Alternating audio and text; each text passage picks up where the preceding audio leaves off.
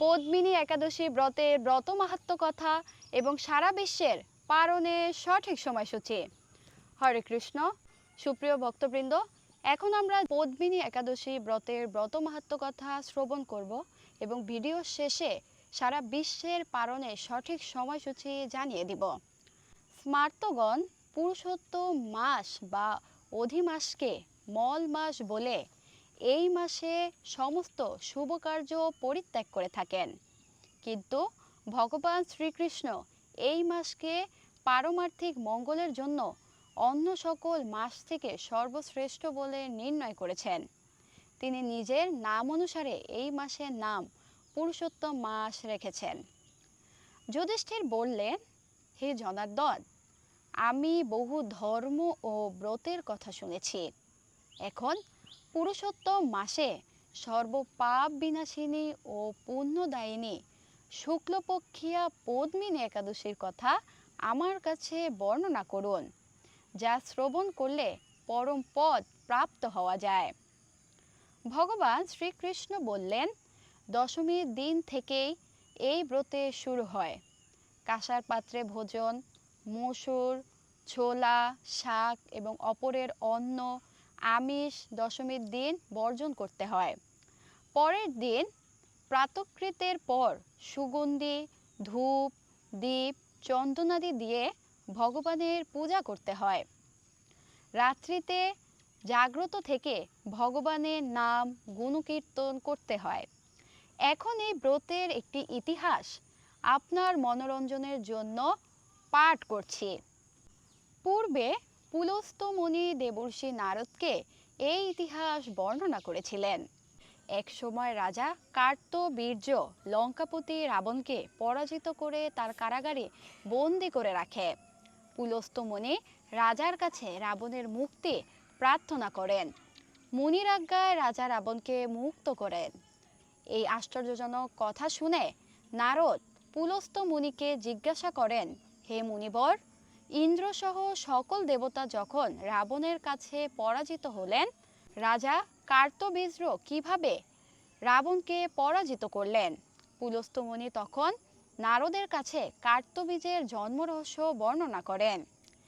ত্রেতা যুগে হৈহয় বংশে কৃতবীর্য নামে এক রাজা ছিলেন।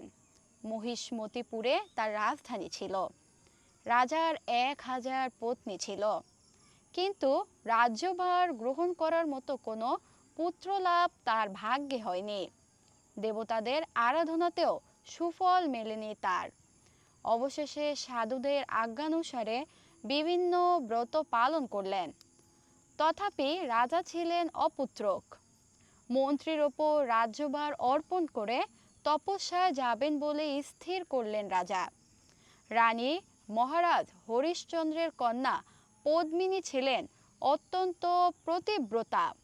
স্বামীর সাথে তিনিও তপস্যার জন্য মন্দার পর্বতে গমন করলেন। সেখানে তার 10,000 বছর ধরে কঠোর তপস্যা করলেন, কিন্তু রাজা পুত্রলাভ বঞ্চিতই রইলেন। রানী পদ্মিনী মহাসাধ্বী অনুসূয়াকে জিজ্ঞাসা করলেন, হে সাধ্বী, পুত্রলাভের জন্য আমার স্বামী 10,000 বছর ধরে তপস্যা করেও বিফল হয়েছে। যে ব্রত পালনে ভগবান সন্তুষ্ট হন এবং অতিশ্রেষ্ঠ পুত্র লাভ হয়, এমন কোনো উপায় বিধান করুন। পদ্মিনীর প্রার্থনায় অনুসূয়া প্রসন্ন হয়ে বললেন, 32 মাস অন্তর এক অধিমাস বা পুরুষোত্তম মাস আসে। এই মাসে পদ্মিনী ও পরমা 2 একাদশী। এই ব্রত পালন করলে পুত্রদাতা ভগবান শীঘ্রই প্রসন্ন হবেন। অনুসূয়ার নির্দেশে পদ্মিনী পরম শ্রদ্ধায় এই একাদশী ব্রত পালন করলেন।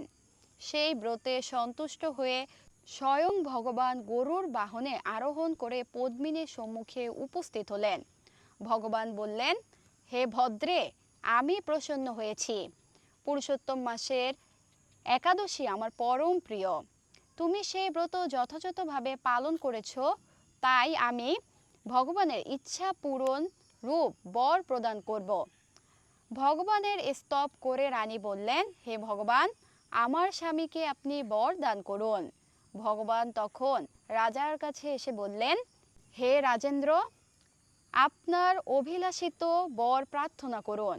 মহানন্দে রাজা বললেন, হে জগৎপতি, হে মধুসূদন, দেবতা, মানুষ, নাগ, দৈত্য, রাক্ষস আদি কেউ তাকে পরাজিত করতে পারবে না এমন পুত্র আমি প্রার্থনা করি।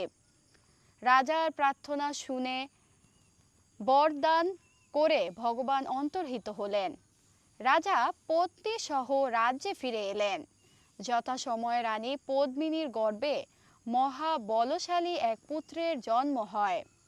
মহারাজ কীর্তবীর্য পুত্রের নাম রাখেন কার্তবীর্য। ত্রিলোকে তার সমান কোনো বীর ছিল না। তাই দশানন রাবণ যুদ্ধে তার কাছে পরাজিত হয়।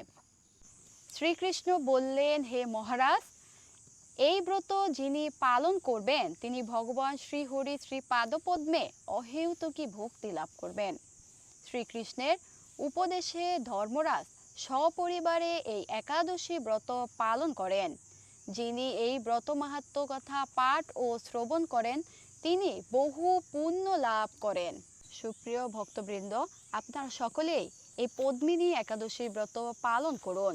এখন আমরা সারা বিশ্বের পালনের সঠিক সময়সূচি জানিয়ে দেব। হরে কৃষ্ণ।